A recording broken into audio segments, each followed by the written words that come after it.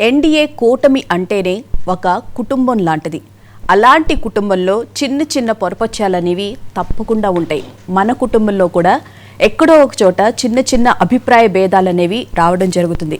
మరి అందరూ కలిసికట్టుగా ముందుకు వెళ్ళాలని చెప్పి ప్రయత్నం చేస్తూ ఉంటే ఎక్కడో జరిగిన ఒక చిన్న పొరపాటుని అసెంబ్లీ సాక్షిగా బీజేపీ ఎమ్మెల్యే అయినటువంటి కామినేని శ్రీనివాసరావు గారు చిరంజీవికి జరిగినటువంటి అవమానం గురించి ప్రస్తావిస్తే బాలకృష్ణ గారు వెంటనే లేచి జరిగింది వాస్తవమే అని చెప్పి ఆయన చెప్పాలనుకుంది ముక్కుసూటిగా చెప్పడం జరిగింది. అంతే. ఇంకా ఆ విషయాన్ని పట్టుకుని వైసీపీకి చెందిన సోషల్ మీడియా ఏ విధంగా కులాల మధ్య చిచ్చు పెట్టాలని చూస్తుందో గత 4-5 రోజులుగా మనం చూస్తూనే ఉన్నాం. నిజంగానే కులాల మధ్య చిచ్చు పెట్టి వైసీపీ మళ్ళీ డైవర్షన్ పాలిటిక్స్ వైపు ప్రయత్నిస్తుందా? అసలు ఆ రోజు చాలా ముఖ్యమైన పనులు చేస్తూ ఉన్న నేపథ్యం అయితే మనం చూస్తున్నాం. ఆ రోజు డిఎస్సికి సంబంధించిన 15,000 మందికి ఉద్యోగ నియామక పత్రాలు ఇస్తూ ఉంటే ఒక పక్కన ప్రభుత్వం దాన్నంతా పక్కన పడేసి దీన్ని బాలకృష్ణ గారు ఏదైతే మాట్లాడారో ఆ విషయాన్ని ఎలివేట్ చేయడానికి తీవ్రంగా ప్రయత్నిస్తూ ఉంది. ముఖ్యంగా చూసుకుంటే దీనికి పులి స్టాప్ నిన్న ముఖ్యమంత్రి చంద్రబాబు నాయుడు గారు పవన్ కళ్యాణ్ గారికి వైరల్ ఫీవర్తో బాధపడుతుంటే అక్కడికి వెళ్ళి పరామర్శించడంతో దీనికి పులి స్టాప్ పెట్టేసినట్లే కనిపిస్తుంది. అయితే ఈరోజు చిరంజీవి గారికి చెందినటువంటి ఫ్యాన్స్ అందరూ ఒక ఆత్మీయ సభ హైదరాబాద్ వేదికగా నిర్వహించుకుంటున్నారు. ఈ సభలో ఎలాంటి నిర్ణయాలు తీసుకునే అవకాశం ఉండొచ్చు అని అందరూ ఆసక్తిగా ఎదురు చూస్తున్నప్పటికీ కూడా దానిలో ఏమీ ఉండదు. చాలా ప్రశాంతంగా కూల్గా ఈ సభ అయితే సాగే అవకాశం కనిపిస్తుంది. ఎందుకు వైసీపీ పదే కూటమి ప్రభుత్వానికి సంబంధించి అభిప్రాయ భేదాలు సృష్టించడానికి ప్రయత్నిస్తుంది అనేది ఇక్కడ ఒక పెద్ద క్వశ్చన్ మార్కు. అయితే అక్కడ జగన్మోహన్ రెడ్డికి సంబంధించి బాలకృష్ణ గారు ఉద్దేశించి అన్నా దానికి క్షమాపణ చెప్పాలని చెప్పి వాళ్ళు అడగడం లేదు. చిరంజీవికి మాత్రమే క్షమాపణ చెప్పాలని వాళ్ళు ప్రధానంగా డిమాండ్ చేస్తున్నారు. సో ఈ అంశాలకు సంబంధించి ఇవాళ డిబేట్లో చర్చించుకుందాం. డిబేట్లో జాయిన్ అవ్వడానికి మనతో పాటు స్టూడియోలో అప్పసాని రాజేష్ గారు, ప్రముఖ రాజకీయ సామాజిక విశ్లేషకులు, అలాగే టీడీపీ అధికార ప్రతినిధి బండారు వంశీ గారు స్టూడియోలో జాయిన్ అయ్యారు. గాది వెంకటేశ్వరరావు గారు మరి కాసేపట్లో జాయిన్ అవుతారు, జనసేన అధికార ప్రతినిధి. రైట్, అందరికీ నమస్తే అండి. గుడ్ మార్నింగ్ రాజేష్ గారు. Good morning sir. Good morning sir. ఇక్కడ మనం ప్రధానంగా చూస్తుంటే కులాల మధ్య చిచ్చు పెట్టడానికి విపరీతంగా ప్రయత్నిస్తున్నారేమో అనిపిస్తుంది. ఆ ఇష్యూని బేస్ చేసుకుని ఏమంటారు సార్? ముందుగా ప్యానెల్లో ఉన్న మిత్రులు అలాగే మహాన్యూస్ వీక్షకులందరూ కూడా శుభోదయం.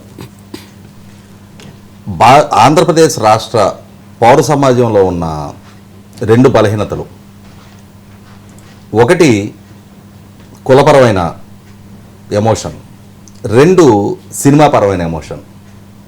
ఈ 2 ఎమోషన్స్ని ఎక్స్ప్లాయిట్ చేసుకొని తద్వారా అయినా సరే 2024 ఎన్నికల్లో దక్కిన ఘోర పరాజయం నుంచి బయటపడాలి అని చెప్పనే ఒక ప్రయత్నంలో వైసీపీ పార్టీ ఉంది.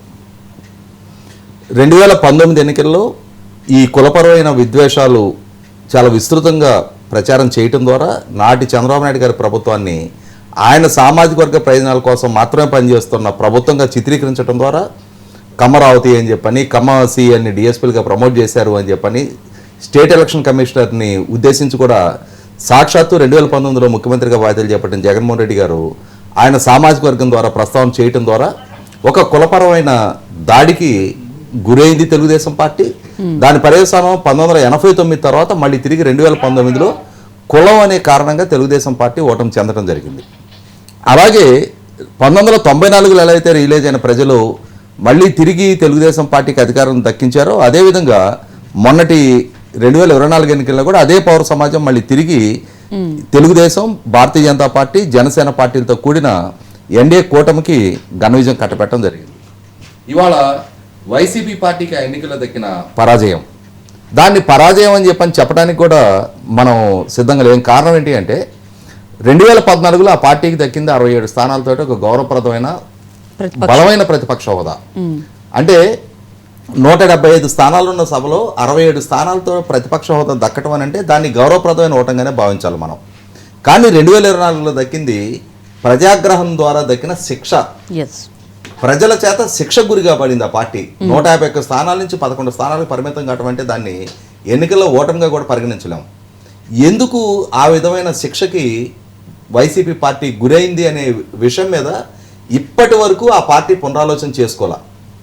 ఏ కారణంగా ప్రజలు ఇంత ఆగ్రహవేశాలు మన మీద వ్యక్తం చేశారు అన్న అంటే జనరల్ గా రివ్యూ చేసుకోవాలి వాళ్ళు, వాళ్ళ పార్టీలో అంతర్గతంగానైనా సరే సమీక్షించుకోవాలి. కానీ ఆ దిశగా ఈ రోజు దాకా ప్రయత్నం చేయకుండా ఆనాటి నుంచి ఈనాటి దాకా మళ్ళీ తిరిగి ఇదే అసత్య ప్రచారాలు, మార్ఫింగ్ ఫోటోలు, మార్ఫింగ్ వీడియోలు, ప్రాంతీయపరమైన విద్వేషాలు రగిల్చే ప్రయత్నం చేయటం, కులపరమైన విద్వేషాలు రగిల్చే ప్రయత్నం చేయటం, సినిమా పరమైన విద్వేషాలు రగిల్చే ప్రయత్నం చేయటం. అంటే ప్రజల ఎమోషన్స్ ప్రాతిపదికగానే మళ్ళీ తిరిగి మనం ప్రజలకి చేరువు కాగలుగుతాము అన్న ఒక దురభిప్రాయంతో వైసీపీ పార్టీ ఉంది. 2019 నాడు ఇదే వైసీపీ పార్టీ చేసిన ప్రచార ప్రభావంతో ప్రజలు ఆ రోజు ఓటేశారు. 2019 నుంచి 24 దాకా పాలకుడుగా జగన్మోహన్ రెడ్డి వైఖరి పట్ల ఒక స్పష్టతతో 2024 ఎన్నికల్లో ఓటేశారు. కాబట్టి ప్రజలకి వైసీపీ పార్టీ చేసే ప్రచారం పట్ల ఒక స్పష్టత ఉంది, వాళ్ళ వ్యూహాల పట్ల ఒక స్పష్టత ఉంది, వాళ్ళ సోషల్ మీడియా వైఖరి పట్ల ఒక స్పష్టత ఉంది, వాళ్ళ సొంత మీడియా ద్వారా చేసే ప్రచారం పట్ల కూడా ఒక స్పష్టత ఉంది.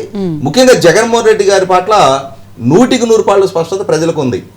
ఇంకా ఆ పాత చింతకాయ పచ్చడి వ్యూహాలతోటే ప్రజలలో ఎమోషన్స్ని నేను ఫ్లేరప్ చేయగలను అని చెప్పని ఆలోచన వైసీపీ పార్టీకి ఉంటే అది తనను తాను మోసం చేసుకుంటున్నట్టు, తన శ్రేణులను కూడా తను మోసం చేసినట్టుగానే భావించాలి. మనం మోసపోవటానికి ఆంధ్రప్రదేశ్ పౌర సమాజం అయితే సిద్ధంగా లేదు.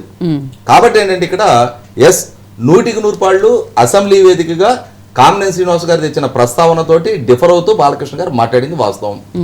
ఆ మాట్లాడింది కొంతమందికి నచ్చవచ్చు, కొంతమందికి నచ్చకపోవచ్చు. ఆ నచ్చని విషయాన్ని కూడా సభానాయకుడిగా ముఖ్యమంత్రిగా చంద్రబాబు నాయుడు గారు మరుసటి రోజు అసెంబ్లీలో మాట్లాడుతా శాసనసభ్యులు కొన్ని కాంట్రవర్షియల్ ఇష్యూస్, వ్యక్తిగతమైన ఎమోషన్స్ ప్రాతిపదిక మీద మాట్లాడుతున్నారు అని చెప్పని, ఇంక్లూడింగ్ తన బావమరిది ఎవరిని ఆయన ఉపేక్షించలా, అందరికీ చురకలు అంటియటం జరిగింది. మీరు అభివృద్ధి గురించి ఆలోచన చేయండి, అర్థవంతమైన చర్చల్లో పాల్గొనండి, ప్రభుత్వాన్ని లక్ష్యంగా చేసుకొని అధికార పార్టీ శాసనసభ్యులు మాట్లాడటం సహేతుకం కాదు అని చెప్పని ఆయన సున్నితంగా హెచ్చరించడం జరిగింది. కాబట్టి ఇక్కడ 100% ఒక అర్థం పర్థం లేని చర్చ అయితే జరిగింది వాస్తవం. కామినేని శ్రీనివాస్ గారు అసలు అక్కడ ఆ అంశాన్ని ప్రస్తావించాల్సిన అవసరం లేదు, ప్రస్తావించారు. అంటే జగన్మోహన్ రెడ్డి గారు వైఖరిని గురించి ప్రస్తావించే సందర్భంలో ఆ అంశాన్ని ప్రస్తావించారు. దాంట్లో హేతు పద్ధతి ఎంత ఉంది లేదు అని అంటే రకరకాల అభిప్రాయాలు ఉన్నది వాస్తవం. ఆ రోజు చిరంజీవి గారికి అవమానం జరిగింది అని చెప్పని నాలాంటి వాళ్ళమే కొన్ని వందల వీడియోలో మాట్లాడాం. అక్కడ జరిగింది 100% అవమానమే. అసలు ఆ పర్యటన ఒకసారి గమనించుకుంటే, ఈ పర్యటనకు ముందు చిరంజీవి గారు విడిగా ఒకసారి ఆయన ఆహ్వానించారు. ఆయన వెళ్ళొచ్చి బయటికి వచ్చి హైదరాబాద్ చేరక ముందే చిరంజీవి గారికి రాజ్యసభ సభ్యత్వం ప్రతిపాదించారు, దాని గురించి చర్చ జరిగింది అని చెప్పని ప్రచారం చేశారు. ఆయన నేను క్రియాశీలక రాజకీయాల్లో లేను అని చెప్పని చెప్తా ఉంటే, నేను రాజకీయాలకు దూరంగా ఉన్నాను అని చెప్పని తాను ప్రాతినిధ్యం వస్తున్న కాంగ్రెస్ పార్టీ నుంచి దూరంగా ఉంటుంటే, ఆయన తన తమ్ముడు వైసీపీ మీద పోరాడుతూ ఉంటే, తన తమ్ముడికి ఎవరి మీద అయితే ప్రత్యర్థిగా పోరాడుతూ ఉన్నారో వాళ్ళ దగ్గర ఒక రాజ్యసభ సభ్యత్వం కోసం ఆయన వచ్చి కూర్చొని చర్చలు జరిపినట్టుగా ఆయన వ్యక్తిత్వాన్ని పాల్పడుతూ ప్రచారం చేశారు. ఆయన ఇంకా హైదరాబాద్ కూడా రీచ్ అయ్యి ఉండరు అప్పటికి, ఈ ప్రచారం మొదలు పెట్టారు. మరి అంటే ఎవరు వ్యక్తిత్వాన్ని పరిచయం చేశారు? ఆ తర్వాత జరిగిన సమావేశం కూడా, ఆ సమావేశంలో చాలా మంది పాల్గొన్నారు, ఆ సమావేశంలో చాలా మంది ప్రసంగించుంటారు, చాలా చర్చ జరుగుంటది. ఒక్క చిరంజీవి గారు జగన్మోహన్ రెడ్డి గారిని అభ్యర్థిస్తున్న వీడియో మాత్రం ఎందుకు అధికారికంగా రిలీజ్ చేశారు? అంటే ఎవరి వ్యక్తిత్వాన్ని పరిచయం చేయడానికి ఆ వీడియో రిలీజ్ చేశారు? ఆయన పెద్ద మనసుతోటి ఇండస్ట్రీ క్షేమం కోరి తన వయసుని, తన అనుభవాన్ని, తన స్థాయిని కూడా తగ్గించుకొని ఆయన హంబుల్ గా రిక్వెస్ట్ చేశారు. ఆ వీడియో మాత్రం ఎందుకు రిలీజ్ చేశారు? నమస్కారానికి ప్రతి నమస్కారం చెయ్యని ఆ వీడియోలో, నువ్వు అంతకు ముందు నీకు నమస్కారం చేసి ఉండొచ్చు, ఆ వీడియోలో చేయలేదు. ప్రజలకు అదే సమాచారం బయటకు వచ్చింది, ప్రజల దృష్టిలో ఆ వీడియోనే ఉంది, అది చూసిన మాలాంటి వాళ్ళందరూ కూడా రగిలింది. ఇది కాదు ముఖ్యమంత్రిగా జగన్మోహన్ రెడ్డి వ్యవహరించాల్సిన తీరు అని చెప్పని నువ్వు ఇండస్ట్రీ నుంచి పెద్దలందరినీ పిలిచావు, నువ్వు మాట్లాడుతున్నావు. నీకన్నా వయసులో కనీసం ఒక 10-12 సంవత్సరాలు పెద్ద అయినా, నేను అనుకోవడం 18 సంవత్సరాలు పెద్ద. చిరంజీవి గారికి మన 70 సంవత్సరాలు, 70 పుట్టినరోజు జరిగింది. అతనికి రేపు డిసెంబర్ వస్తే 53 ఏళ్ళు, 17 సంవత్సరాలు పెద్ద. అంత పెద్ద ఆయన నీతో ఆ విధంగా వినయపూర్వకంగా మాట్లాడుతూ ఉన్నప్పుడు స్పందించాల్సిన బాధ్యత నీ మీద ఉంటది. అసలు ఆ వీడియోని బయటికి రిలీజ్ చేయటం ఉద్దేశపూర్వకంగా ఆయన వ్యక్తిత్వాన్ని పాల్పడటం కోసం చేసావు. నా హీరోయిజం చూడండి అని చెప్పని. ఇటువంటి పరిస్థితుల్లో ఖచ్చితంగా అది ఒక చర్చనీయంగా, సమాజంలో చర్చనీయాంశంగా మారింది. పవన్ కళ్యాణ్ గారు కూడా ఈ అంశాన్ని బహిరంగ సభలో కూడా ప్రస్తావించారు. అవును, ప్రాధాయపడొద్దని చెప్పి కూడా చెప్పారు, బహిరంగ సభలో కూడా ప్రస్తావించడం జరిగింది. కాబట్టి ఏంటంటే ఇక్కడ 100% దీన్ని ఇష్యూ హైలైట్ చేసి చిరంజీవి గారిని బాలకృష్ణ అవమానించారు. అక్కడ పరుష పదజాలం బాలకృష్ణ గారు వాడింది కూడా వాస్తవమే. ఎవరు అని వాడాల్సిన దగ్గర ఆయన నోటి నుంచి ఎవడు అని వచ్చింది. ఆయన స్థాయికి, ఆయన అనుభవానికి, ఆయన 3వ సారి శాసనసభ్యుడిగా ప్రాతినిధ్యం వహిస్తా సభా మర్యాద ప్రకారం అసలు సభలో లేని వ్యక్తి గురించి చర్చ జరగడమే అసంబద్ధం. అయినా సరే ఆ చర్చ వచ్చిన సందర్భంగా 100% బాలకృష్ణ గారి వైపు నుంచి కూడా ఆ పరుష పదజాలం రాకుండా చూసుకోవాల్సింది ఆయన. వచ్చింది. ఆ వచ్చిన దాన్ని సాగ్గా చూపించి ఇవాళ నేను ముఖ్యమంత్రి గారు ఉప ముఖ్యమంత్రి గారు కలుసుకుంటే ఉప ముఖ్యమంత్రి గారిని అనారోగ్య కారణం రీత్యా ముఖ్యమంత్రి గారు పరామర్శించడానికి వెళ్తే దాన్ని భూతాతంలో చూపిస్తే ఇవాళ సాక్షిలో పవన్ కళ్యాణ్ గారి వ్యక్తిత్వాన్ని పాల్పడతా అంటే తన అన్న గురించి స్పందించలేదు, కానీ చంద్రబాబు పవన్ కళ్యాణ్ ఇద్దరు కలిసి రాజకీయ డ్రామా ఆడుతున్నారు అని చెప్పని సాక్షిలో రాస్తూ వచ్చారు. మరి ఇదే సాక్షికి ఇంతటి గౌరవ మర్యాదలు చిరంజీవి గారి కుటుంబం పట్ల ఉంటే 2019 ముందు పాదయాత్ర చేస్తున్న జగన్మోహన్ రెడ్డి ప్రెస్ మీట్ పెట్టి మార్క్ మై వర్డ్స్ ఇదే పదం ఆయన వాడింది, కార్లను మార్చినట్టు పెళ్ళాలను మార్చే అనే పదం వాడాడు. కనీసం పాలిషర్ గా భార్యలనే ప్రస్తావన కూడా చేయాల. ఈ విధమైన పదజాలం వాడావు నువ్వు 5 సంవత్సరాలు ముఖ్యమంత్రి హోదాలో మైకి దొరికిన ప్రతి సందర్భంలో దుష్ట చతుష్టయం, దత్తపుత్రుడు, ప్యాకేజ్ స్టార్, మ్యారేజ్ స్టార్ అని చెప్పని ముఖ్యమంత్రి హోదాలో నువ్వు మాట్లాడావు. మరి నువ్వేమిచ్చావు గౌరవం విలువ? అంటే గౌరవం విలువ చిరంజీవి గారికి ఉంటుందా, పవన్ కళ్యాణ్ గారికి ఉంటుందా? అంటే ఇక్కడ అన్నల తమ్ముల మధ్య కూడా విభేదాలు సృష్టించే ప్రయత్నం చేయటం. నీకెటు నీ చెల్లితో సంబంధాలు లేవు, నీ తల్లితో సంబంధాలు లేవు.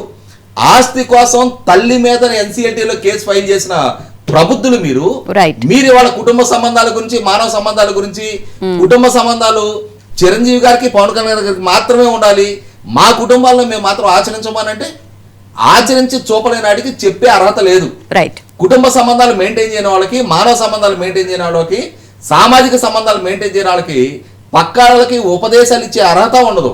100% వాళ్ళ వైసీపీ పార్టీ ఒక స్ట్రాటజికల్ గా ఏదో ఒక రకంగా కులపరమైన విద్వేషాలు తీసుకురావాలి, సినిమా అభిమానుల మధ్య విద్వేషాలు పెంచాలనే ఒక లక్ష్యంతో పనిచేస్తూ ఉంది. ఇది అర్థం చేసుకున్న ఇరుపక్షాల నాయకత్వం ఎట్టి పరిస్థితుల్లో ఇటువంటి వాటికి అవకాశం ఇవ్వకూడదని, ఎందుకంటే అవకాశం ఇస్తే దాని కాన్సిక్వెన్సెస్ ఏంటనేది 5 సంవత్సరాలు రాష్ట్రం అనుభవించింది, 5 కోట్ల మంది ప్రజలు అనుభవించారు. అటువంటి అప్పుడు మరొకసారి ఇటువంటి దుష్ట పన్నాగాలకి చోటు పెట్టకూడదనే ఆలోచనతో వాళ్ళ నాయకత్వాలు ఉన్నాయి. ఆ మెచ్యూరిటీ అవగాహన వాళ్ళకు ఉంది. దాని వాళ్ళు ఆల్రెడీ నిన్న సాయంత్రం ప్రదర్శించి చూపించారు. రైట్, ఒక చిన్న బ్రేక్ తీసుకుందాం. బ్రేక్ తర్వాత కంటిన్యూ చేద్దాం డిబేట్. ఇప్పుడు ఒక షార్ట్ బ్రేక్ తీసుకుందాం.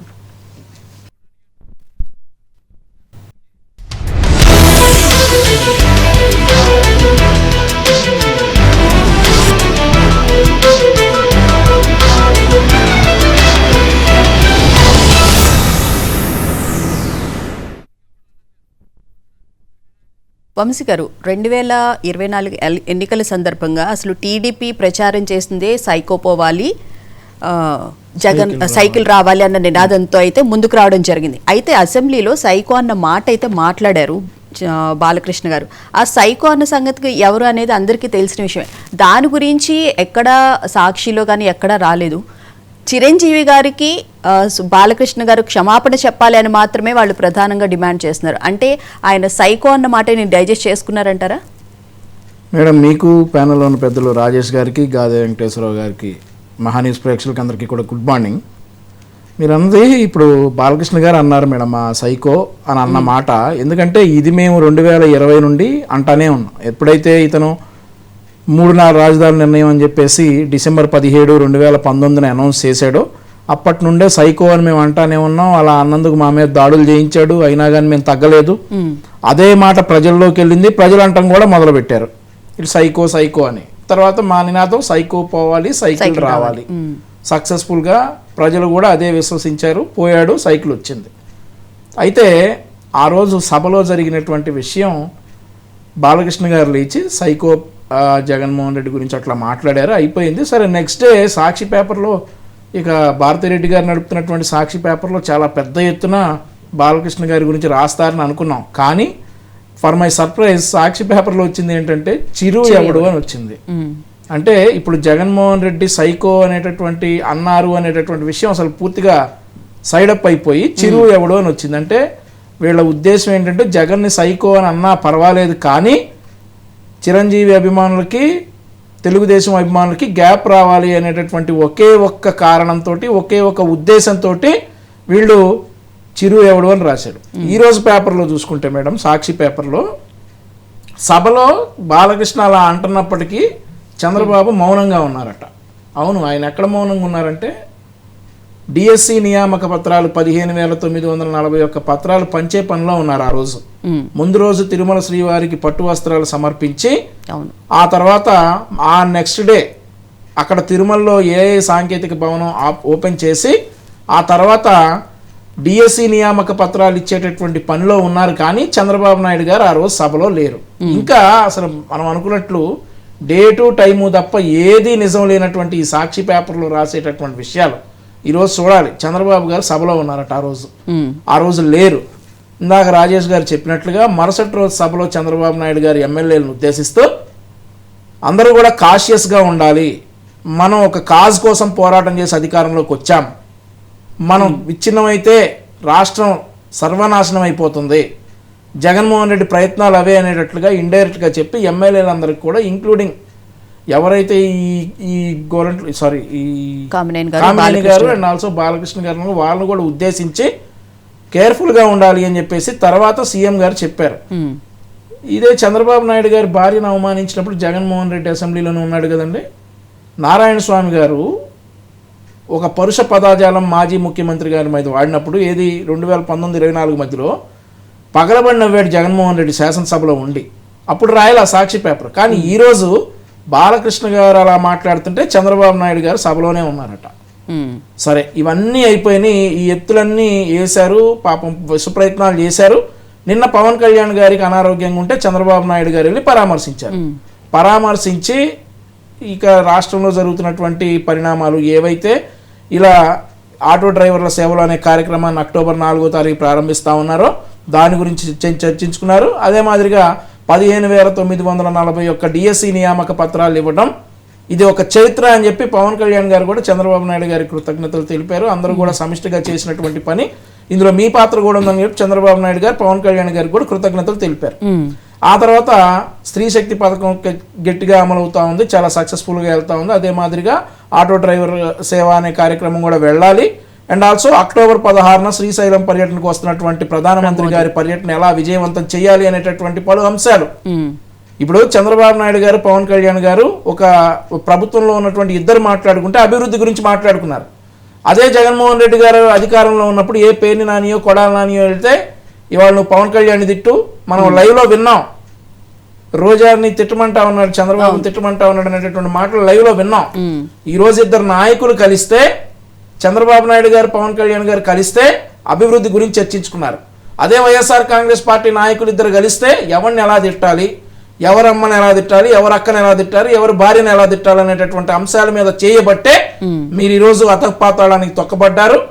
ఇక మరి ఆ 11 కూడా రావు అని చెప్పి చాలా మంది అంటా ఉన్నారు, నేను కూడా అదే మాట అంటా.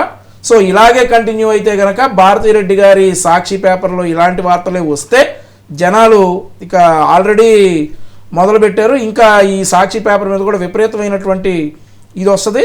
మరొకసారి ఆ రోజు చంద్రబాబు నాయుడు గారు సభలో లేరని చెప్పి స్పష్టం చేస్తా ఉన్నా. రైట్. వెంకటేశ్వర గారు నమస్తే అండి, గుడ్ మార్నింగ్ సార్.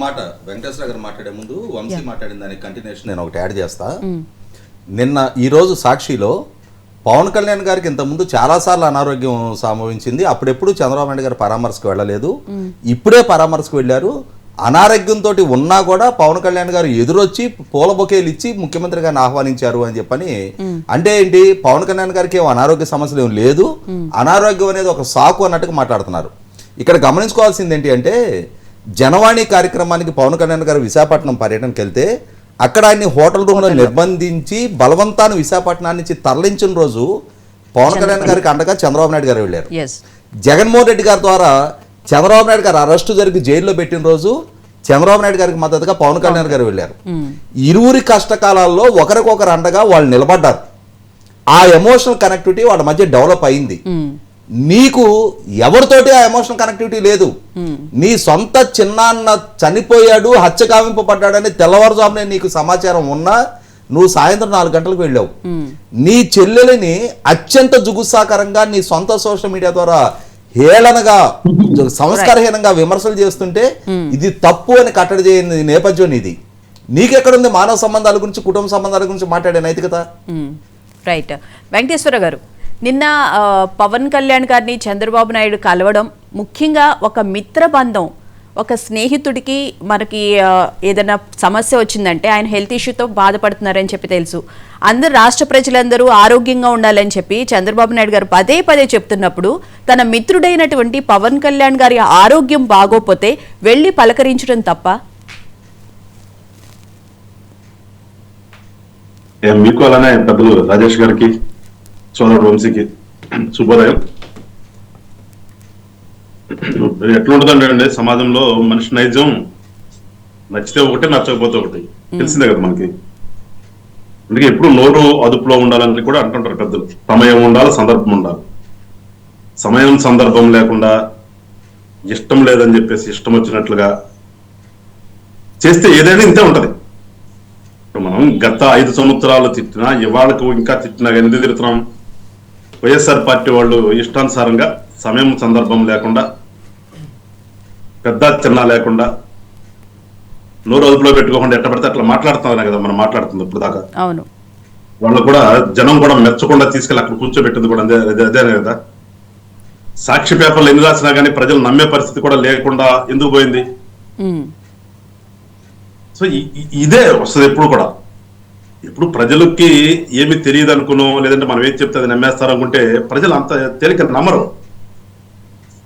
అంటే నాయకుడు మనం వచ్చేసి మైక్ ఇస్తారు కాబట్టి స్టేజ్ మీద కూర్చొని మనం అరుస్తాం, కానీ వాళ్ళకి అరిచే అవకాశం ఉండదు. వాళ్ళకి ఎప్పుడు ఏం చేయాలో చేస్తారు. మనకు చెప్పే అవకాశం అనుకుంటే వాళ్ళు చేసే అవకాశం వాళ్ళకున్నప్పుడు వాళ్ళు చేసే పని వాళ్ళు చేస్తారు. కానీ ఎవరికి తెలియదు అనుకోవటం కానీ, లేదంటే అందరూ కూడా మనం ఏది మాట్లాడినా కానీ నమ్మేస్తున్నారు అనుకోవటం కానీ, లేదంటే మనం ఏది మాట్లాడినా టప్పట్లో కొట్టేస్తారు అనుకోవటం, ఇవన్నీ కూడా మనకు మనం సెల్ఫ్ గా ఊహించుకునే. ఇప్పుడు కూడా అందరూ కూడా ప్రజలు మనం ఎంత తెలివిగలం అనుకుంటున్నామో అవతల కూడా ఎంతో కొంత ఉండదు. మనం పెద్ద భేదం అనుకోవచ్చు, అవతలకు అతనికి కూడా దేవుడు ఇచ్చిన బుర్ర ఉంది కదా, దేవుడు ఇచ్చిన తర్వాత ఎంతో కొంత తెలివితేటలు ఉంటాయి కదా, అంత బతకలేరు కదా. ఇలాంటి సమాజంలో బతుకుతున్నప్పుడు మనం ప్రతిదీ కూడా కాషియస్గా ఉండాలి. ఎక్కడ చూసినా కానీ వాళ్ళు ఇష్టానుసారం ఎవరు పడితే వాళ్ళు అనేస్తే అయిపోదు కదా. ఇవాళ పవన్ కళ్యాణ్ గారికి చంద్రబాబు నాయుడు గారికి ఒక బాండింగ్ ఏర్పడింది, ప్రజలందరూ కూడా గమనిస్తానే ఉన్నారు. అది వాస్తవం. అది దాంట్లో అబద్ధం ఏం లేదు. దాంట్లో దాన్ని అబద్ధం చేయాలని ప్రయత్నం చేసినా కానీ నమ్మరు. నేను చెప్తుంది అది వాస్తవాన్ని నువ్వు అవాస్తవంగా చెప్పాలని ప్రయత్నం చేస్తే వాస్తవం ఏంటో ప్రజలకు తెలిసిన తర్వాత నువ్వు ఎంత చెప్పినా కానీ అది అవాస్తవం అనుకుంటారు, చెప్తే వాస్తవం అనుకోరు. వాస్తవాన్ని వక్రీకరించడం, ఎంత వక్రీకరించినా కానీ వాస్తవం వాస్తవమే, నిజం నిజమే, ఎప్పుడు కూడా అబద్ధం అబద్ధమే. అట్లా ఇవాళ రాష్ట్రంలో జనసేన పార్టీ యొక్క లక్ష్యం ఏంటి? ఇవాళ ఒక రాజకీయ పార్టీ, ఏ రాజకీయ పార్టీ పెట్టా కానీ ఆ రాజకీయ పార్టీ ఆ పార్టీ ఎదగాలనుకుంటుంది, ఆ పార్టీలో ఉన్న వాళ్ళందరికీ పదవులు రావాలనుకుంటుంది, ఆ పార్టీలో ఉన్న నాయకుడికి మరి ముఖ్యంగా ముఖ్యమైనటువంటి పదవులు రావాలని ఏ పార్టీ అయినా లక్ష్యం ఉంటుంది. కానీ జనసేన దానికి భిన్నంగా ఈ రాష్ట్రం మాకు ముఖ్యం, పార్టీ కంటే కూడా, నా రాజకీయాల కంటే కూడా ఈ రాష్ట్రంలో ప్రజలకు ఏది అవసరమో అది ముఖ్యం అనే ఒక ఆలోచనతో మేము పొత్తుకెళ్ళాం. ఆ రోజున ఏ రాజకీయ పార్టీ అనగానే పెట్టగానే ఎవరు గెలవలేరు, అది పెట్టగానే ఎవరికి అధికారం రాదు అని చెప్పి ఒకసారి రాకపోతే రెండోసారి రాకూడదని ఏం లేదు కదా. చూస్తున్నాం మనం, ఏ రాజకీయ పార్టీ పెట్టినా కానీ కొంత టైం ట్రావెల్ చేసుకుంటూ వెళ్తుంటది. ఇవన్నీ కూడా పక్కన పెట్టి ఒక ఆశయంతో, ఒక ఆలోచనతో కూటమిలోకి వచ్చాం మేము. సో దాన్ని జీర్ణించుకోలేకపోవటం అనేది ఆ రోజు నుంచి చూస్తున్నాం కదా. వైఎస్ఆర్ పార్టీ జీర్ణించుకోలేదు. ఎందుకు జీర్ణించుకోలేదంటే ఈ జనసేన పార్టీ అనేది సరే వాళ్ళు ఎవరు నమ్మినా నమ్మకపోయినా, ఇష్టపడినా ఇష్టపడకపోయినా, అది అబద్ధం అనుకున్నా కానీ ఒక సామాజిక వర్గం అనేది బలంగా ఉన్నటువంటి పార్టీ ఇది. అవును. సరే సామాజిక వర్గం మొత్తం వస్తుందా లేదా దానికంటే కూడా ముందు అసలు ఎదుటోడికి అరే ఇది వెనక పెద్ద సమూహం ఉందనే విషయం తెలిసింది. వాళ్ళందరూ రేపు ఫైటింగ్ వచ్చేదానికి ఫైటింగ్ లో ఉంటారు లేదనేది తీసి పక్కన పెడితే ముందు ఎదుటాడికి అరే వెనక పెద్ద సమూహం ఉంది అనే విషయం అయితే అర్థమవుతుంది కదా. అది చాలా అవుతాడు భయపడతానికి, ఆడు కర్ర తీసుకుని వస్తాడు లేదనే తర్వాత విషయం. కానీ ఆడ వెనక 10 మంది ఉన్నారా అనే విషయం చాలు అవతలడికి ఆశ చూసి అడుగులేయడానికి. yes. అలా సందర్భం ఉన్నటువంటి పార్టీ కాబట్టి ఖచ్చితంగా వాళ్ళకి కుళ్ళు ఉంటుంది. వాళ్ళకి మా మీద అసూయ లేకుండా, ద్వేషం లేకుండా ఎందుకు ఉంటది? ప్రేమ ఎందుకు ఉంటది? చిన్న ఫ్యామిలీలోనే ఉంటది. అలాంటిది ఇంతమంది కూటమి నేతలు కలిసి ఉన్నారంటే తప్పకుండా ఉంటుంది అసూయ ద్వేషాలు ఉంటది కదా. అలాంటప్పుడు వాళ్ళు ఖచ్చితంగా వాళ్ళ ప్రయత్నాలు వాళ్ళు చేస్తారు, దీన్ని విచ్ఛిన్నం చేయాలని ప్రయత్నం చేస్తారు. కానీ దాన్ని కాపాడుకోవాల్సినటువంటి బాధ్యత ఎవరి మీద ఉంటది? నీ మీద, నా మీద ఉంటుంది. ఎవరి మధ్య కలిసామో కలిసిన వాళ్ళ మీద ఆ బాధ్యత ఉంటది. మనం ఒక ఆశయం కోసం కలిసాం కాబట్టి ఆశయం చెడిపోకుండా ఉండాలంటే మనం జాగ్రత్తగా ఉండాలనేది మాకు వాళ్ళకిద్దరికి ఉండాలి. ఎప్పుడు కూడా కాషియస్ ఉండాలి. మనం వాళ్ళకి అవకాశం ఇవ్వకూడదు కదా. వాళ్ళు రాశారు, తిట్టారు అంటే ఖచ్చితంగా రాస్తారు, తిడతారు. రాయకుండా తిట్టకుండా ఎందుకుంటారండి అసలు? ఎట్లా ఎక్స్పెక్ట్ చేద్దాం మనం? వాళ్ళు కూర్చున్నదే దానికోసం కదా. ఎప్పుడు అవకాశం దొరుకుతుందా, ఎప్పుడు వీళ్ళిద్దరి మధ్యన బురద పెట్టాలనేది కదా వాళ్ళ ప్రయత్నం. వాళ్ళు దానికోసం వేచి చూస్తున్నారు కదా. వేచి చూస్తున్నప్పుడు మనం ఆ అవకాశం వాళ్ళకి ఇవ్వకూడదు కదా. ఆ ప్రయత్నం అంటే తెలుగుదేశంలో కానీ, ఇటు మాలో కానీ, లేకపోతే బీజేపీలో కానీ ముగ్గురు కూటమి కట్టిన తర్వాత కూటమిలో ఖచ్చితంగా ఉండాలి. అది మనం వాడికి ఒక అవకాశం ఇచ్చిన తర్వాత అవకాశాన్ని పట్టుకునే పోతాడు. వాడు నోకలిద్దరు మనం అంటాం. వాడు చూస్తుందే దానికోసం, ఒకటి కోసమే చేస్తున్నాడు. మన మీద కాచి చల్లార్చి పోయటం కోసమే చూస్తున్నాడు.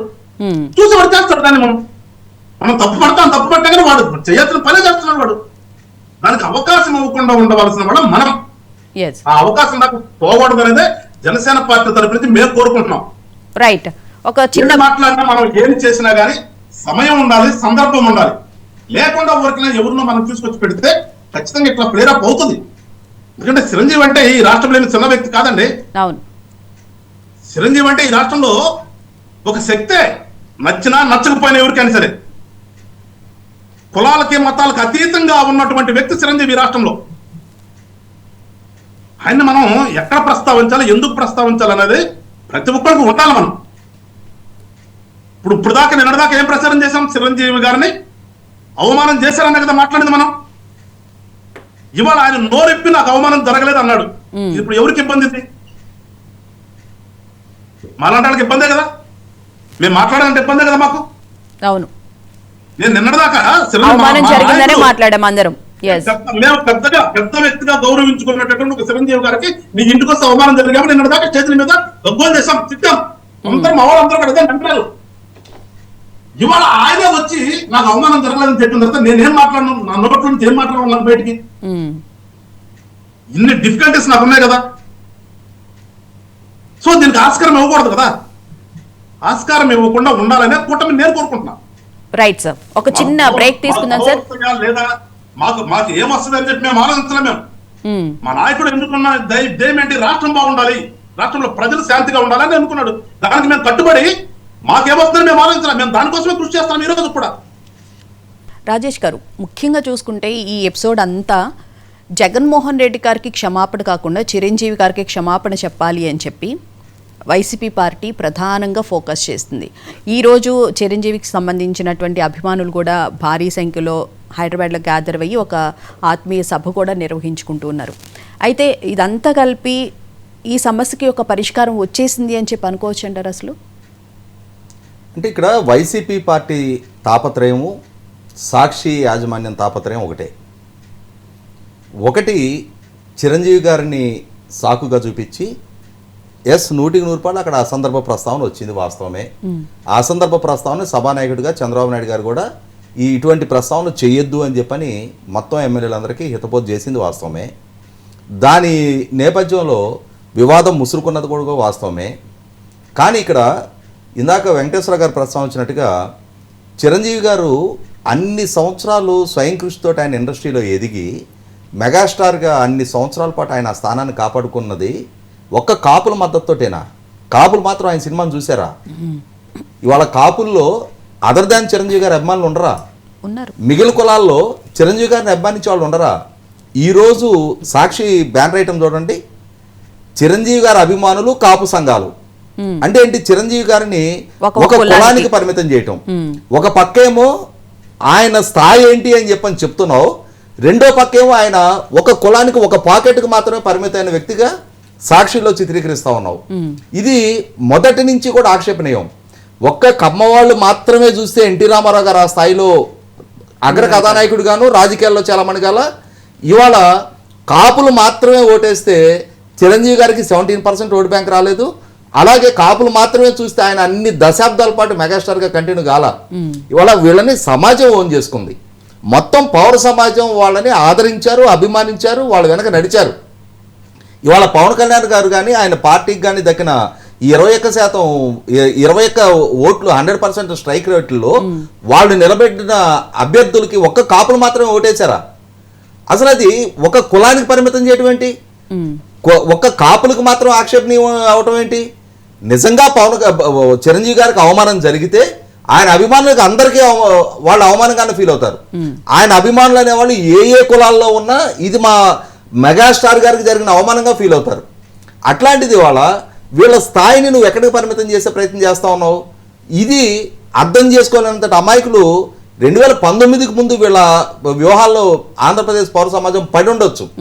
కానీ 5 ఏళ్ళు నీ పాలన దక్షత ఏంటి, నీ పాలన సమాజం మీద చూపించిన ప్రభావం ఏంటి, తమ భవిష్యత్తు, తమ బిడ్డల భవిష్యత్తు, రాష్ట్ర భవిష్యత్తు నీ పాలనా హయాంలో ఎలా పడంగా పెట్టబడిందని చెప్పని ఆంధ్రప్రదేశ్ పౌర సమాజం రియలైజ్ అయ్యారు. కాబట్టి శ్రీకాకుళం నుంచి అనంతపూర్ జిల్లా దాకా నీకు 8 జిల్లాల్లో కనీసం 9 జిల్లాల్లో డిపాజిట్ నీకు బోనీ లేదు. 9 ఉమ్మడి జిల్లాల్లో నీకు అసలు బోనీ లేకుండా అయిపోయింది. అట్లాంటిది వాళ్ళ పౌర సమాజం ఎలా స్పందిస్తుంది, మన ప్రచారాన్ని పౌర సమాజం ఎట్లా రిసీవ్ చేసుకుంటుందనే ఆలోచన లేకుండా ఆంధ్రప్రదేశ్ పౌర సమాజంలో నేను మొదట్లోనే చెప్పినట్టుగా సినిమా బలహీనత ఉన్నది వాస్తవం, రాజకీయపరమైన బలహీనత ఉన్నది వాస్తవం. దానికి మన ఎవరం కూడా అతీతులం కాదు. ఖచ్చితంగా రాజకీయ పరంగానే మన గ్రామీణ ప్రాంతాల్లో సంబంధ బాంధవ్యాలు కూడా కలిగి ఉంటాయి. అంటే అసలు రాజకీయాల్లోకి ఎవరైనా వస్తున్నారంటే కేవలం ఒక కుల ప్రాతిపదికనే వాళ్ళు వచ్చి రాజకీయాల్లో సక్సెస్ కాలేరు కదా. అందరూ సమాజంలో ఉన్న అందరూ ఓటేస్తేనే. మందాకృష్ణ మాదిగ ఆయన మాదిగ రిజర్వేషన్ పోరాట సమితి తరఫున మాదిగల హక్కుల కోసం ఎంతగా పోరాడారో, వికలాంగులకు రిజర్వేషన్ సాధించిన, వికలాంగులకి పెన్షన్ సాధించిన సామాజిక ఉద్యమకర్త ఆయన.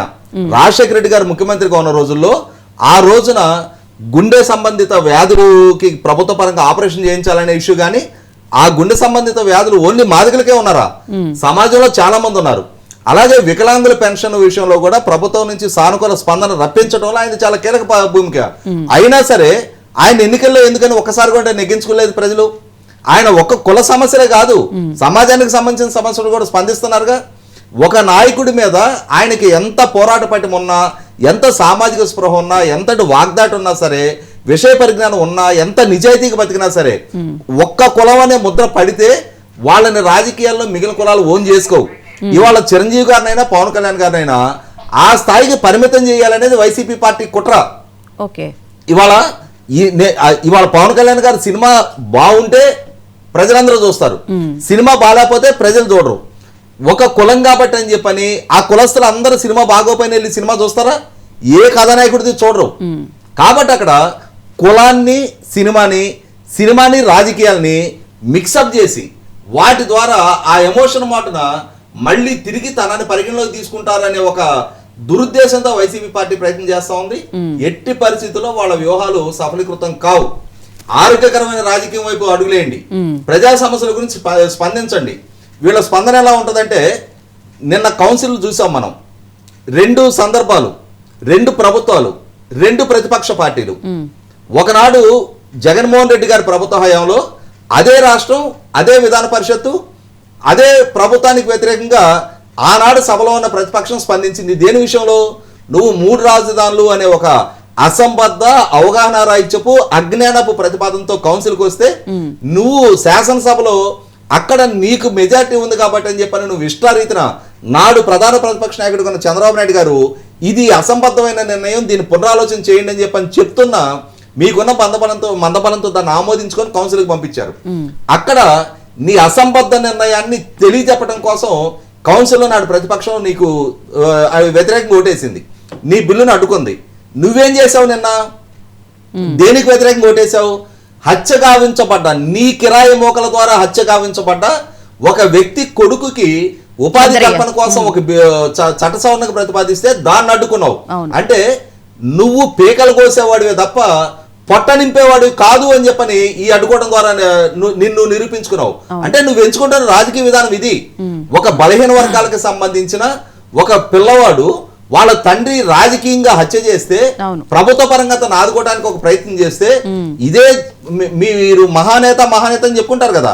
మరి మీ నాయన హయాంలో పిన్నెల్లి సుందరరామరెడ్డి ఆ రోజు నక్సలైట్లు అతను చంపేశారు. అతను చంపేసిన రోజు పిన్నెల్లి సుందరరామరెడ్డి కొడుక్కి రాజకీయ వారసత్వం ఏమో ఆయన అన్న కొడుకు రామకృష్ణారెడ్డికి ఇచ్చారు. సుందరరామరెడ్డి కొడుక్కి జగన్మోహన్ రెడ్డి రాజశేఖర రెడ్డి గారి ప్రభుత్వం ఆయనకు ఆర్డీఓగా ఉద్యోగం అప్పచెప్పింది. మరి ఆ రోజు ఎట్లా ఇచ్చారు? అది రాజకీయ హత్యగా. ఆ రోజు ఆయనకి ఉద్యోగం ఇవ్వడానికి సమర్థించుకున్న మీరు, మహానేత అని చెప్పని మీ పార్టీలో లోగోగా పెట్టుకునే మీరు, ఇవాళ తోట చంద్రయ్య హత్య విషయంలో ప్రభుత్వం సానుకూలంగా స్పందించి ఆ కుటుంబాన్ని ఆదుకోవాలి అని చెప్పని ఒక ప్రయత్నం చేస్తే ఒక బలహీన వర్గాలకు సంబంధించిన వ్యక్తి కొడుకు పొట్టగొట్టారు మీరు ఇవాళ. అంటే ఆ రోజు ఆ తెలుగుదేశం పార్టీ రాష్ట్రం కోసం మిమ్మల్ని అడ్డుకుంది. మీరు ఇవాళ ఒక బలహీన వర్గాల వ్యక్తి అంటే అతని ఉపాధి మీద దెబ్బకొట్టారు. మీ ప్రయారిటీస్ అయ్యి మీరు వీటిని సమీక్షించుకోకుండా, మీ ప్రాధాన్యతలు సరిగా ఎంపిక చేసుకోకుండా, ఈ ఎమోషన్స్ ప్రాతిపదికగానే మళ్ళీ మేము పార్టీని పునరుజ్జీవనం చేసుకోగలుగుతాం, ప్రజాదరణ పొందగలుగుతాం అనుకుంటే 100% ఇవి చెల్లుబాటు కావు. వీటిని ప్రజలు పరిగణలోకి తీసుకోరు. ప్రజలు వాళ్ళ ఉపాధి, వాళ్ళ పిల్లల భవిష్యత్తు, రాష్ట్రంలో శాంతి భద్రతలు కాపాడటం, వాళ్ళ ఆస్తుల పరిరక్షణ, ఇవన్నీ వీటిని పరిగణలోకి తీసుకుంటారు. వీటిని కాదు అని చెప్పని ఎంతసేపటికి ఎమోషన్స్ ఫ్లేరప్ చేయాలి. ప్రభుత్వం ఒక అభివృద్ధి తీసుకు అడుగులేస్తా ఉన్నప్పుడు ఆ అభివృద్ధి మీద చర్చ జరగకుండా ఎంతసేపటికి ఎమోషన్స్ ప్రాతిపదికగానే చర్చ కన్ఫైన్ అవ్వాలని చెప్పని వాళ్ళు ప్రయత్నం చేస్తా ఉన్నారు. రైట్ వంశీ గారు, ముఖ్యంగా చూసుకుంటే బాలయ్య గారు చేసిన కామెంట్స్కి సంబంధించి పవన్ గారు రెస్పాండ్ అవ్వలేదని చెప్పి మనం ఈ 4-5 రోజులుగా అయితే చూస్తూ ఉన్నాము. అయితే నిన్న దానికి పులి స్టాప్ పడిందని చెప్పి అనుకోవాలి. ఎందుకంటే స్వయంగా చంద్రబాబు నాయుడు గారు వెళ్ళడం, ఆయన హెల్త్ గురించి వాకప్ చేయడంతో పాటు రాజకీయాల గురించి కూడా మాట్లాడిన విషయం మనకు తెలిసిన విషయమే. కాబట్టి ఏమంటారు మేడం? ఇప్పుడు ఏ రాష్ట్రంలోనైనా 15,941 డిఎస్సి నియామక పత్రాలు అంటే శాశ్వత ఉద్యోగాలు ఒక్క రోజులో ఇంత సక్సెస్ఫుల్గా ఇచ్చిన ప్రభుత్వం ఎప్పుడైనా చూసారా? దాంట్లో 6,100 ఉద్యోగాలు వైసీపీ హయాంలో వాళ్ళు ఇచ్చినాయి అంట. మీ పేరు నాని గారు అంటూ ఉన్నారు. సరే, మరి అప్పుడు ఎందుకు ఏడవలేకపోయారండి? మరి ఇప్పుడు ఎందుకు మాట్లాడుతూ ఉన్నారు? 15,941 ఉద్యోగాలంటే 60,000 మందిని ఒక అంటే ఒక ఉపాధి కల్పించినట్లుగా 60,000 మందిని ఇంచుమించుగా ఎక్కడన్నా చూసామా? లేదు. అలాగే ఏ రాష్ట్రంలోనైనా మహిళల పట్ల మాట్లాడుతున్న వారిని కంట్రోల్ చేయడానికి అన్ని పార్టీలు, కూటమిలో ఉన్నటువంటి అన్ని పార్టీల మంత్రులతోటి ఉపసంఘం ఏర్పాటు చేయడం ఎక్కడన్నా చూసామా? దౌర్భాగ్యం. ఆంధ్రప్రదేశ్ రాష్ట్రంలోనే ఆ దౌర్భాగ్యం ఉంది. మేము అనేది ఏంటంటే ఆ ఎపిసోడ్ జరిగినప్పుడు ప్యారలల్గా ఈ 15,941 నియామక పత్రాలు ఇచ్చేటటువంటి కార్యక్రమం జరుగుతుంది. Biggest programme. మేము ప్రామిస్ చేసిన 20 లక్షల ఉద్యోగాల్లో 15,000 ఉద్యోగాలు ఒకే రోజు ఇచ్చినటువంటి వెరీ బిగ్ ప్రోగ్రామ్, ఇంచుమించుగా 1%. సో అది చెప్పుకోలేకపోతా ఉన్నాం అని చెప్పేసి ఒక బాధ. సో ఇవన్నీ రాజకీయాలు ఎప్పుడు ఉంటాయి మేడం? వైఎస్ఆర్ కాంగ్రెస్ పార్టీ అనేది ఉందే విష ప్రచారాలు చేయటం కోసం. వాటిని తిప్పి కొట్టుకోవడంలో మాకు టైం సరిపోతుంది. కానీ మేం చేసినటువంటి అభివృద్ధి, ఫర్ ఎగ్జాంపుల్ ఆగస్టు నెలలోనేమో 55,000 కోట్ల రూపాయల టీసీఎస్ పెట్టుబడి, దాన్ని మేము చెప్పుకోలేకపోయాం. అలాగే కుప్పంలో 560 కోట్ల రూపాయల పెట్టుబడులు కూడా ప్రజల్లోకి తీసుకెళ్ళనీయకుండా యూరియా సమస్య అని చెప్పి, మెడికల్ కాలేజ్ సమస్యలు అని చెప్పేసి రకరకాల సమస్యల్లో వీళ్ళు లేని సమస్యలను లెగ్గొట్టేసి ఉన్నటువంటి అభివృద్ధిని మేము ప్రజల్లోకి తీసుకెళ్లకుండా మాకు అడ్డుకట్ట వేయగలగటంలో వైఎస్ఆర్ కాంగ్రెస్ పార్టీ సక్సెస్ అయిందనే చెప్పుకోవాలి మేము. సో ఈ విష ప్రచారాలు మేమైతే ఇక సరే దాని గురించి ఒక ఉపసంఘమే ఏర్పాటు చేశారు. ఈ నెలలో చూసుకుంటే 15,941, that is not a small number. దాన్ని చెప్పుకోవడానికి ఈరోజు ఈ ఎపిసోడ్ని వాళ్ళు ఇంకా ఇంకా ఇంకా ఇంకా రైజ్ చేస్తున్నారు. జగన్మోహన్ రెడ్డిని సైకో అన్నా పర్వాలా, దే కెన్ టేక్ ఇట్. కానీ ఈ 15,941 ప్రజల్లోకి వెళ్ళకూడదు. ఇదే కాన్సెప్ట్ తో పనిచేస్తున్నటువంటి వైఎస్ఆర్ కాంగ్రెస్ పార్టీ భవిష్యత్తులో కూడా ఇంకా ఇట్లాంటి చండాలాలు, ఇట్లాంటి ఫేక్ ప్రచారాలు చాలా చూస్తాం. మనం చూస్తే టీటీడీ వాళ్ళు కూడా ఎప్పుడూ లేని విధంగా, గతంలో ఎప్పుడూ కూడా ఎవరు కూడా తిరుమల తిరుపతి దేవస్థానం వెంకటేశ్వర స్వామి మీద, ఆయన ఆలయం మీద అసత్య ప్రచారాలు చేయడానికి సాహసం చేసేవాళ్ళు కాదు. అవును. వీళ్ళు చేస్తా ఉన్నారు కాబట్టి టీటీడీ అనేటటువంటి సంస్థ, ఫ్యాక్ట్ చెక్ టీటీడీ అనేటటువంటి ఒక ఆర్గనైజేషన్ స్టార్ట్ చేసుకోవాల్సిన దుస్థితి ఈ రోజు ఆంధ్రప్రదేశ్ రాష్ట్రంలో ఏర్పడింది. రాజకీయ పార్టీ అయిన మాకే కాదు, తిరుమల తిరుపతి దేవస్థానం దేవదేవుడు కూడా తప్పలా ఈ వైఎస్ఆర్ కాంగ్రెస్ పార్టీ చేస్తున్నటువంటి విష ప్రచారాలని తీసుకోవడం. సో ఇప్పుడు చిరంజీవి గారిది బాలకృష్ణ గారిది కాంట్రవర్సరీ అని అంటా ఉన్నారు, కానీ రేపు చిరంజీవి గారు యూరప్ నుండి వచ్చిన తర్వాత వాళ్ళిద్దరు ఎదురుపడితే వైఎస్ఆర్ కాంగ్రెస్ పార్టీ నాయకులు మొహాలు ఎక్కడ పెట్టుకుంటారు? చాలా ఆత్మీయంగా మాట్లాడుకుంటారు, గతంలో మాట్లాడుకున్నట్లుగానే. అవన్నీ కూడా మన పరిగణలో తీసుకోవాలా. సో నా బాధ ఏంటంటే ఈ సమస్యలన్నీ కొన్ని వాళ్ళు తీసుకొస్తా ఉంటే కొన్ని మా స్వయం కృతాపరాధాలను ఒప్పుకోవాలి. వాళ్ళు తీసుకొస్తా ఉంటే కొన్ని ఇలా జరుగుతూ ఉన్నాయి. అదే బాధ ఏంటంటే ఈ నెలలో చేసినటువంటి ఇది ఎంత బిగ్గెస్ట్ ప్రోగ్రామ్, ఎంతమంది ఎన్ని సంవత్సరాలకు ఎదురు చూస్తూ ఉన్నారు. జగన్మోహన్ రెడ్డి ప్రామిస్ చేసినటువంటి ప్రామిస్ని మేము సంవత్సరం రోజుల్లోనే చేసాం. అతను చెప్పాడు ప్రతి సంవత్సరం చేస్తానన్నటువంటి కార్యక్రమాన్ని మేము వచ్చిన ఈ ఫస్ట్ ఇయర్లోనే చేసి 15,000 మందికి మేము ఉద్యోగాలు ఇచ్చాం. అది చెప్పుకోలేకపోతున్నాం. నెక్స్ట్ ఇయర్ కూడా మళ్ళీ డిఎస్సి పెడతానన్నారు. అన్ని ఉన్నప్పటికీ కూడా సగం సగం మాత్రమే ఎలివేట్ అవుతుంది ప్రజల్లోకి. ఈ ఇష్యూస్ రావడం వల్ల వెళ్ళట్లేదు. డిబేట్ కూడా చూడండి మేడం, ఈ రోజు మనం 15,941 ఉద్యోగాల మీద మీరనే కాదు ఏ ఛానల్లో కూడా ప్రస్తావన లేదు. చిరంజీవి గారు ఏమన్నారు, బాలకృష్ణ గారు ఏమన్నారు, చంద్రబాబు నాయుడు గారు ఏమన్నారు, మాట్లాడుకునే ఛాన్స్ రావట్లేదు. ఆ రోజు ఆ ముందు రోజు కూడా ఓజీ సినిమాకి సంబంధించి గ్రాండ్ సక్సెస్ అయింది, ఫ్యాన్స్ అందరూ చాలా పండగ చేసుకున్నారు. కానీ ఆ సక్సెస్ కూడా వాళ్ళు ఎంజాయ్ చేయకుండా ఇది రావడం జరిగింది. At the same time DSC ఈ విష ప్రచారాలను ఎలివేట్ చేయడంలో వైఎస్ఆర్ కాంగ్రెస్ పార్టీ అనే పార్టీ ఆరితేరినటువంటి పార్టీ అని అందరికీ తెలుసు. ప్రజలు ఎవరు నమ్మకపోయినప్పటికీ కూడా, ఆ విష ప్రచారాలను నమ్మకపోయినప్పటికీ కూడా మేం చేస్తున్నటువంటి అభివృద్ధిని వాళ్ళకి తీసుకెళ్ళలేకపోతున్నాం అనేటువంటి చిన్న బాధ అయితే ఉంది. రైట్. వెంకటేశ్వర గారు, ఇప్పుడు మనకి రాజేష్ గారు చెప్పిన, వంశీ గారు చెప్పిన కూటమి ప్రభుత్వం చేస్తున్నటువంటి అభివృద్ధికి సంబంధించి ప్రజల్లోకి తీసుకువెళ్లాల్సిన ప్రతిసారి ఏదో ఒక బ్యాక్ స్టెప్ వేయాల్సిన సందర్భం అయితే కనిపిస్తుంది. వైసీపీ అలా ఏదో అలిగేషన్ తీసుకురావడం, దాని గురించి పదే పదే మనం మాట్లాడుకోవాల్సిన పరిస్థితి కూడా కనిపిస్తూ ఉంది. ఏమంటారు సార్? అంతే కదండి, ఇప్పుడు నెగిటివ్ ఉన్నటువంటి స్పీడ్ పాజిటివ్ ఉండదు. మీడియా కూడా మనకి ఏమవుతుందంటే, మన రాష్ట్రంలో మీడియా కూడా నెగిటివ్ న్యూస్ కే ప్రాధాన్యత ఇస్తున్నాం. మరి మేము ఇన్ని చేస్తున్నాం కూటమిలో. ఈ సంవత్సరాల కాలంలో గతంలో చేసినటువంటి విధ్వంసాన్ని అన్నింటినీ సరి చేసుకుంటూ వస్తుంటే ప్రత్యేకించి అభివృద్ధి మీద ఏ ఛానల్ డిబేట్ పెడుతుంది? పెట్టలేకపోతున్నాం. అంటే నేను అది మీ ఇష్టం అనుకోండి, నేను మిమ్మల్ని ఏం కంపెల్ చేయలేం కదా. కానీ జరుగుతున్నటువంటి రాష్ట్రంలో జరుగుతున్నటువంటి అభివృద్ధి గురించి ఎప్పుడైనా ఒక అరగంట డిబేట్ పెట్టి మాలాంటి పిలిచో, లేదంటే రాజేష్ గారు లాంటి పార్టీలు అంటే పార్టీలుగా మమ్మల్ని తీసేసి ఎనలిస్టులు ఉన్నటువంటి రాజేష్ గారిని పిలిచి వాస్తవంగా ఏం జరుగుతుంది, వీళ్ళు ఎక్కువ చెప్పుకుంటున్నారా లేదా నిజంగా జరుగుతుంది లేదని పెట్టాలి కదా, ప్రజలకు వెళ్ళాలి కదా. మరి అది కూడా జరగట్లా. అంటే ఎంత చెప్పండి ఏంటంటే, ఇప్పుడు జగన్మోహన్ రెడ్డి గారు చిరంజీవి గారిని తిట్టారు, లేదంటే చిరంజీవి గారు జగన్మోహన్ రెడ్డి తిట్టారు, అది చెప్తే అది మీకేమంటాం రేటింగ్ వస్తుంది అనే ఒక ఆలోచనతో మీడియా అక్కడ ఉంటుంది. వాస్తవంగా ఇది నిన్న జరిగినటువంటి ఇష్యూని ఏదో కూటమిలో ఉన్నటువంటి మేమేమి అదేమి తప్పు జరిగిపోయిందనే భావనలో మేము లేము. సహజం కదా, తప్పు అనేది మనిషి చేస్తాడు, ఇంకెవరు చేయలేరు కదా. తెలిసిన జ్ఞానం ఉన్నవాళ్ళం కాబట్టి తప్పు చేసినా ఒప్పు చేసినా మనిషే చేస్తాడు, జ్ఞానం ఉన్నవాళ్ళదే. సో అట్లా అదేదో జరిగిన దాన్ని మేమేదో పెద్దగా చేయదలుచుకోవాలి.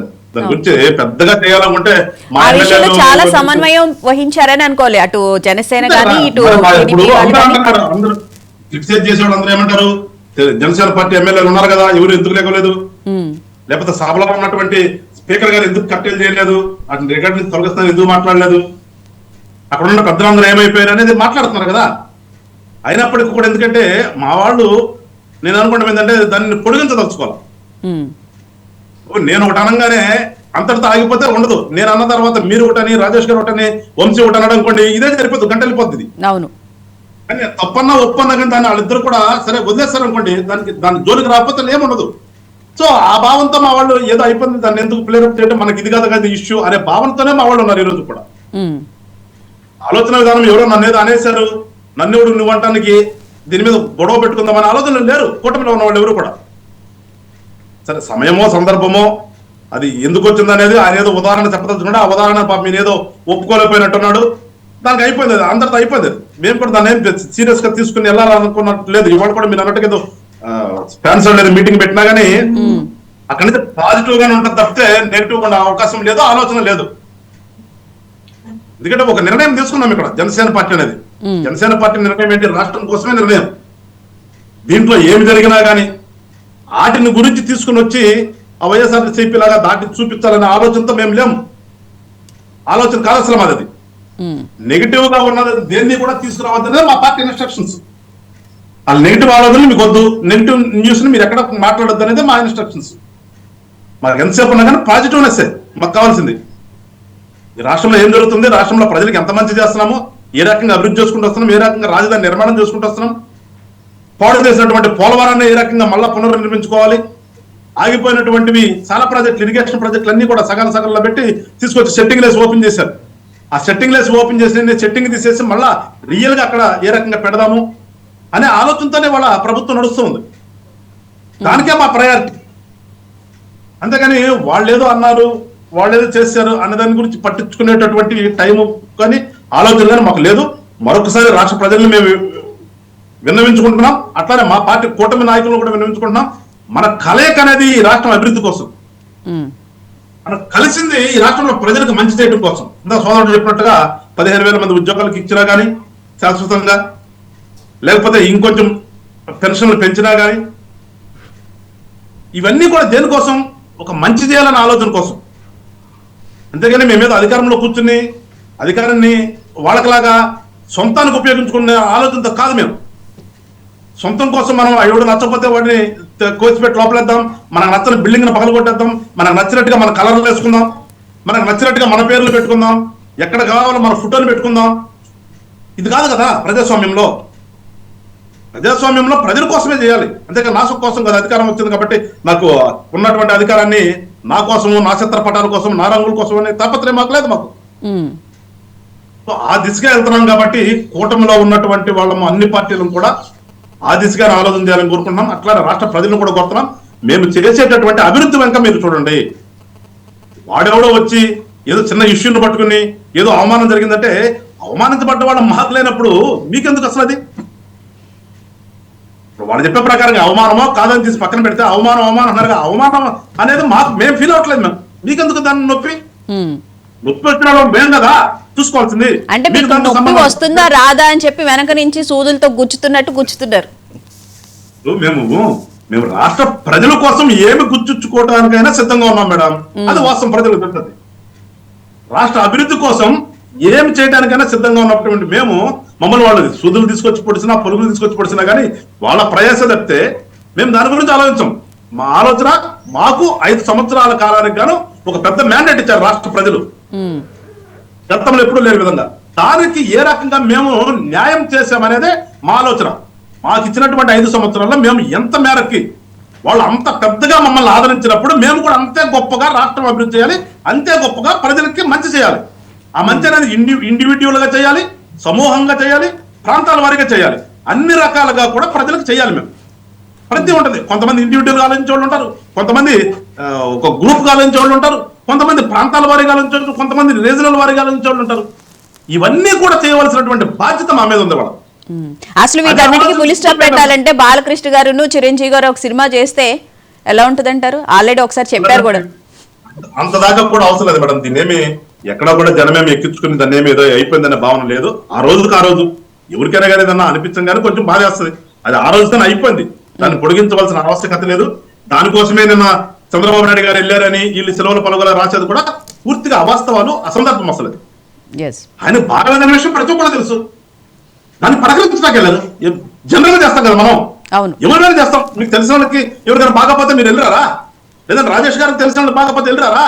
మాకు తెలిసిన వాళ్ళు వెళ్ళరా? వంచెలరా? ఇది సహజం కదా.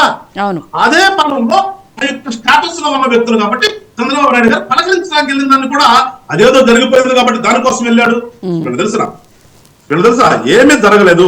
మేమేం దాన్ని ఏదో పెద్ద సీరియస్ గా తీసుకునే వెళ్ళేటటువంటి పరిస్థితిలో కూడా లేము. ఎందుకంటే మాకు రాష్ట్రమే ముఖ్యం అనుకుంటున్నాం, రాష్ట్ర ప్రజలు ముఖ్యం అనుకుంటున్నాం. చిరంజీవి గారు కూడా ఏనాడు కూడా ఆయన సొంతం కోసం స్వగతం కోసం ఏం చేయలే. ఆయన కూడా సినిమాలో స్టార్ గా ఎదిగాడు, తర్వాత పార్టీ పెట్టాడు, పార్టీలో గెలిచాడు, గెలిచిన తర్వాత వచ్చినటువంటి ఇబ్బందుల వల్ల అనవసరం మనం దీన్ని పెట్టుకుని ఏదో చేయటం కంటే దీన్ని వదిలేసేసి మనం ఇంకోటి చేయొచ్చు అనుకున్నాడు. ఆ రకంగా వచ్చిన వ్యక్తి ఎప్పుడు కూడా ఆయన ఎన్ని రకాలుగా సేవ చేస్తాడో రాష్ట్రంలో ప్రతి ఒక్కరు తెలుసు కదండి. బ్లడ్ బ్యాంక్ దగ్గర మొదలు పెడితే ఐ బ్యాంక్ దగ్గర మొదలు పెట్టుకుని మనం కోవిడ్ లో చిత్రపరిశ్రమ ఆదుకున్న దగ్గర నుంచి కోవిడ్ లో సిలిండర్ ఆక్సిజన్ సిలిండర్లు పంపిణీ చేసిన దగ్గర నుంచి ఏనాడు వెనకాల చేశాడు ఆయన? ఏనాడు వెనకం చేయాల? రాష్ట్ర ప్రజలు నన్ను ఆదరించి నన్ను ఒక పెద్ద స్టారం చేశారు, కృతజ్ఞత భావం ఏ రకంగా తీసుకోవాలని ప్రతి నిమిషం కూడా ఆలోచించినటువంటి వ్యక్తి చిరంజీవి గారు. రైట్. ఎక్కడ కూడా ఏ సహాయ కార్యక్రమాలు వెనకడు వేయలేరా? రాజకీయ నాయకుడిగా ఉన్నాడా, రాజకీయ నాయకుడు ఎదిగాడు లేదు తీసి పక్కన పెడితే, ఒక వ్యక్తిగా ఈ రాష్ట్ర ప్రజలను ఆదరించారు. మళ్ళీ తిరిగి టర్న్ ఏ రకంగా ప్రజలకు నేను సేవ చేయాలనే ఆలోచనతో ఎప్పుడు చేస్తానే ఉన్నాడు ప్రతినిత్యం. Right sir. సో అందుకనే ఆయన కూడా ఏమి దీని గురించి ఏమి సీరియస్ గా తీసుకుంటారని లేదు. కాకపోతే ఆ రోజున వచ్చిన సందర్భానికి వివరణ ఇచ్చుకోవాల్సిన పరిస్థితి ఆ రోజున కల్పించారు కాబట్టి వివరణ ఇచ్చారు చెప్తే అంత తొందరపడి ఎప్పుడు కూడా చిరంజీవి గారు రియాక్ట్ కాదు దేనికి కూడా. రైట్. ఆ రోజు సందర్భం వేరు, ఆ సందర్భం అసెంబ్లీ సాక్షిగా జరిగింది కాబట్టి ఆయన తప్పలా వచ్చాడు. మేము కూడా దాన్ని పాజిటివ్ గానే స్వీకరిస్తున్నాం తప్పితే ఎక్కడ కూడా నెగిటివ్ లేదు. ఈ రోజు కూడా జరిగేటటువంటి ఫ్యాన్స్ మీటింగ్ లో కూడా పాజిటివ్ గానే వాళ్ళ నిర్ణయాలు ఉంటాయి తప్పితే ఎక్కడ కూడా నెగిటివ్ ఉండదు, ఉండాల్సిన అవసరం లేదు, ఉన్నది ఎవరు కూడా. ఆ రకంగానే పవన్ కళ్యాణ్ గారు ఆలోచన విధానం ఉంది. Right. Thank you so much Venkateswara garu, thank you so much Rajesh garu, thank you so much Vamsi garu స్టూడియోకి వచ్చినందుకు. ఇది ఇవాళ మహా డిబేట్.